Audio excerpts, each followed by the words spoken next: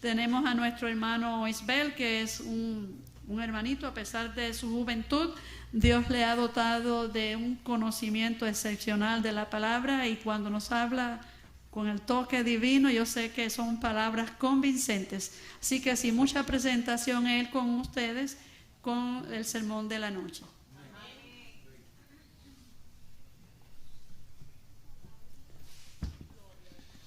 Semana pasada me regalaron un minuto, pero esta vez 15. Eso está bien. De todas maneras no he comido desde las 12 del día, así que vamos a leer rápido uno de los versículos.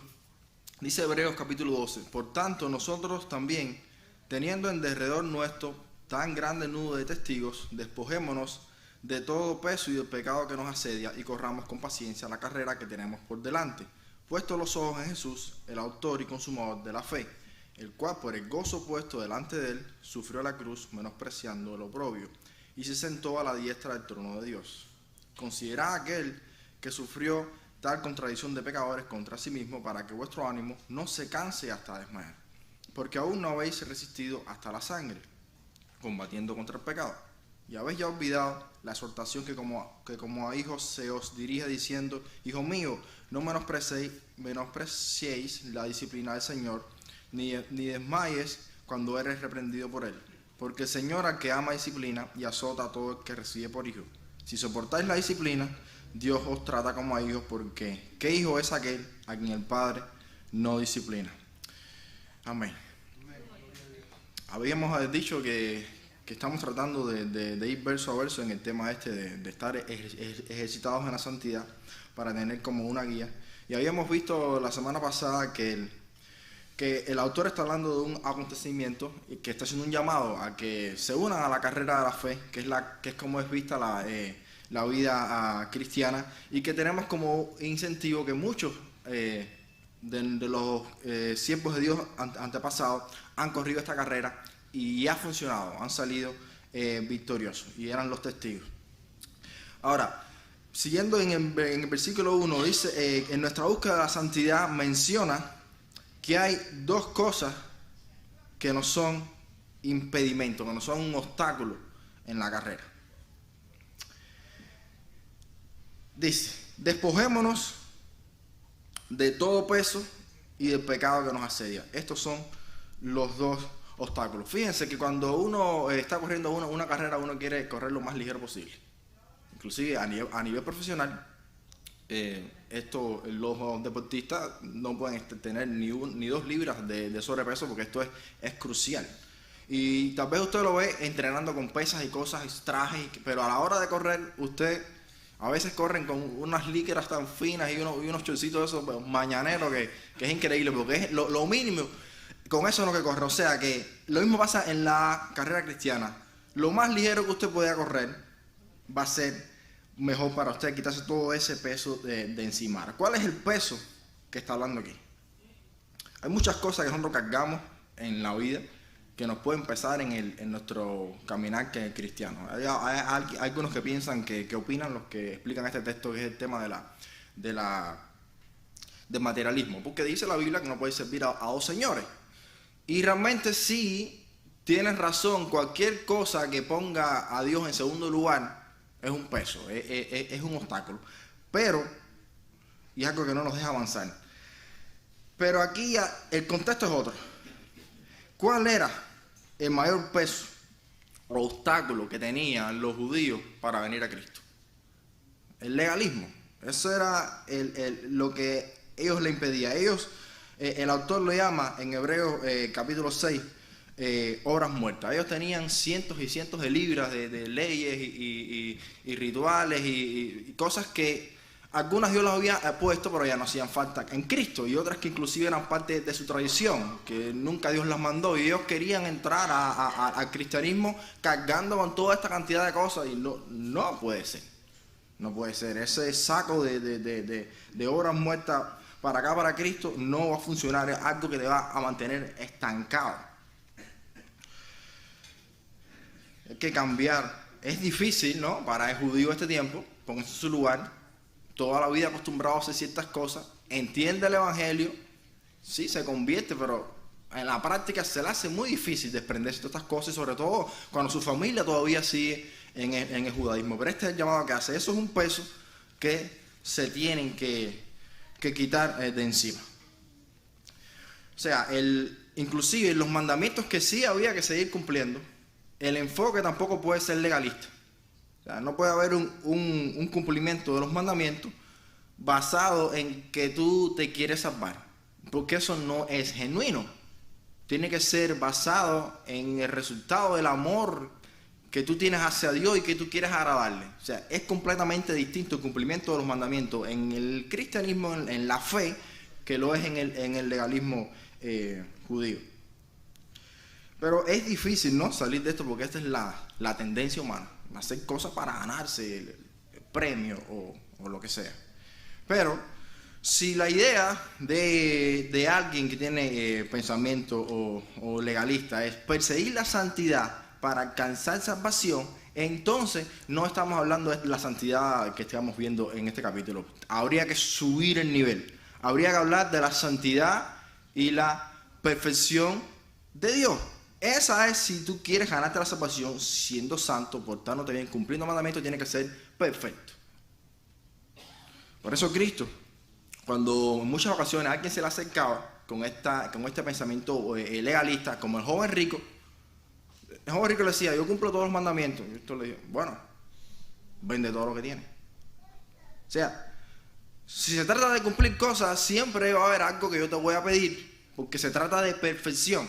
Y a otros inclusive le decían: no, tú dices que no matas a nadie, pero si solo te enojas, eres culpable igual. Y no es cuestión de adulterio, es que si solo tienes un pensamiento un poco raro, ya igual estás descalificado. Y no juréis en ninguna manera. Y ama a tu enemigo. Entonces, desde el punto de vista de coger el cumplimiento de los mandamientos porque te quieres salvar, se pone muy difícil, es imposible. No es eso de lo que estamos hablando. O sea, el legalismo hay que quitarlo de la mente cuando se está corriendo la carrera de la fe. Obviamente no es quizá los extremos de querer cumplir la ley para salvarte, imposible. Y tampoco vivir la vida como un cristiano que no le importa nada y no quiere cumplir mandamientos, porque eso es peor, es completamente un desastre. Ver un cristiano enfermo, caído todo el tiempo, creando problemas, no va a funcionar. Pero hablándole a los judíos, no tienen este problema. El problema que tienen es el legalismo. Y dice Cristo en Mateo 5 que si vuestra justicia no fuese mayor que la de los escribas y fariseos, no entraréis en el reino de los cielos. ¿Qué quiere decirte esto? Que obligar a la justicia que te lleva al cielo es la de Cristo, es la que se adquiere por medio de la fe. Porque la justicia, olvídate, que caminando el camino del legalismo y cumplimiento de mandamientos para salvarte, más que a los judíos, no puede ser, es imposible. Y ellos estaban mal. Te quieren decir que lo único que te queda es, la alternativa es la justicia de Cristo que se adquiere mediante la fe. Entonces, este es el peso. El legalismo no puede entrar para acá, no se puede. El segundo habla del pecado, y un pecado en singular. Entonces, ¿cuál es este pecado? Dice: despojémonos del pecado que nos asedia. En otras versiones dice: del pecado que tan fácilmente nos envuelve. ¿Qué pecado será que tan fácilmente nos envuelve? ¿Qué pecado es el que tiene su efecto más grande en contra de la fe? Es la duda. Es facilito. Todo el mundo cae en la duda. Cuando la situación se te pone en una crisis, todo el mundo duda de las promesas de Dios, la gente duda de su salvación. Entonces, la duda es algo que también frustra nuestro caminar cristiano. Ese es el enemigo número 1 de la fe. Es la duda. Dice Pablo en Efesios: tomad el escudo de la fe con el que podéis apagar los dardos de fuego del enemigo. O sea, el diablo, en el sistema que ha creado, nos bombardea constantemente con mentiras para que nosotros la creamos. Entonces nosotros tenemos la opción de creerle a Dios. De hecho, cada vez que nosotros pecamos es porque nosotros le queremos a Satanás. Queremos divertirnos, queremos hacer algo y pensamos que eso nos va a traer felicidad o que esto nos va a resolver el problema. Es mentira, le dejamos de querer a Dios, de hacer las cosas como son y dudamos de lo que Dios nos dice. ¿Qué Eva? ¿A quién le creó Eva? Dios le dijo una cosa, Satanás le dijo otra. ¿A quién le creyó Eva? A Satanás. Entonces, dudando de Dios es algo que es el principal enemigo de la fe. Entonces, sí que deshazte del legalismo y quita de tu vida la duda y corre con paciencia la carrera de la fe que ya otros han corrido y se ha demostrado que funciona. Vamos al versículo 2. Los ojos en Jesús es la idea aquí, como ejemplo de fe. O sea, estos testigos que habla el versículo 1 es algo a considerar. Es algo a considerar. Pero realmente el ejemplo a seguir, el mejor ejemplo de todos, ¿quién es? Es Cristo. Dice, puesto los ojos en Jesús, que es el autor y consumador de la fe. O sea, el ejemplo de fe más grande de todos los tiempos, y el primero, por eso es que es el autor, el primero fue Cristo. El que inventó la fe, para decirlo de alguna manera, fue Cristo. ¿Por qué? Te explico. Dice Pablo a los filipenses, hablando de Cristo, el cual, siendo en forma de Dios, no estimó el ser igual a Dios como cosa que aferrarse, sino que se despojó a sí mismo, tomando forma de siervo, hecho semejante a los hombres, y estando en la condición de hombre, se humilló a sí mismo, haciéndose obediente hasta la muerte y muerte de cruz. O sea, dice el versículo, el cual por el gozo puesto delante de él sufrió la cruz. Dios y Cristo hace la idea de que ellos, antes de la fundación del mundo, ellos tuvieron una conversación. Dios le vino a Cristo con el plan de salvación. Mira, vas a venir al mundo, vas a dejar la gloria, vas a vivir como hombre, vas a hacer esto, vas a sufrir, vas a morir por el pecado del mundo. Pero yo te voy a resucitar y te voy a restaurar a tu posición de igualdad con Dios. Dios le está haciendo una promesa a Cristo. Cristo tiene que querer esto por fe. Cristo vino y hizo todo lo que hizo, confiando en que Dios, en otras palabras, iba a cumplir su palabra. Por eso es que Cristo es el autor y consumador de la fe. O sea, pasó todo lo que pasó, perdió su posición, pero siempre cumplió exactamente con la voluntad del Padre porque le creyó. Y obviamente su fe fue algo que se cumplió. Fíjense que esto a Cristo le causó gozo. A pesar de que va a ser vituperado y todo, la alegría del final de ver que Dios va a salvar a la raza humana por medio de él, dice que menospreció, no importa el sacrificio, no importa la muerte, no importa cacar el pecado, eso le creó un gozo y lo hizo. Pero lo hizo por fe. Y ese es el llamado que se nos hace a nosotros. O sea, Dios nos promete cosas y no es que nosotros vamos a sentir gozo porque vamos a salvar al mundo, porque nosotros no vamos a salvar a nadie, ni a uno mismo. Y tampoco cuando resucitemos vamos a sentarnos a la diestra del Padre. Pero es un paralelo, queriendo decirte que sí, en medio de la tribulación, en medio de esta vida, tú confías en Dios, que tú vas a ser resucitado, porque Cristo resucitó. Ese es el ejemplo a seguir. Sigue sus pasos y vas a ser feliz para siempre en la gloria.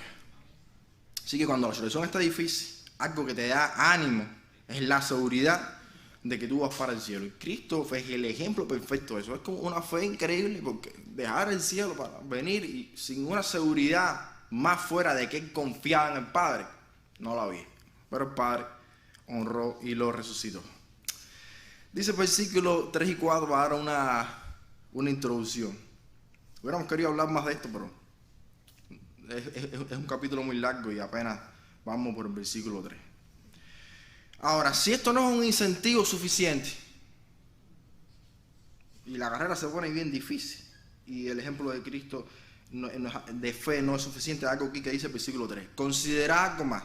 Considerad aquel, o sea, Cristo, que sufrió tal contradicción de pecadores contra sí mismo, para que vuestro ánimo no se canse hasta desmayar, pues aún no habéis resistido hasta la sangre combatiendo contra el pecado.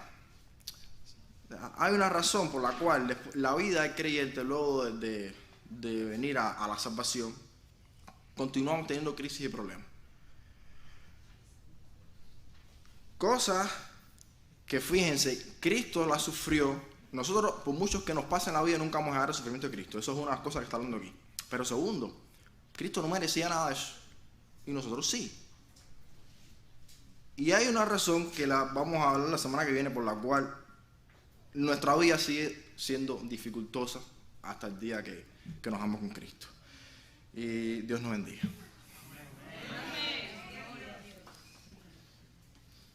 Muy bien, después de esta importante, preciosa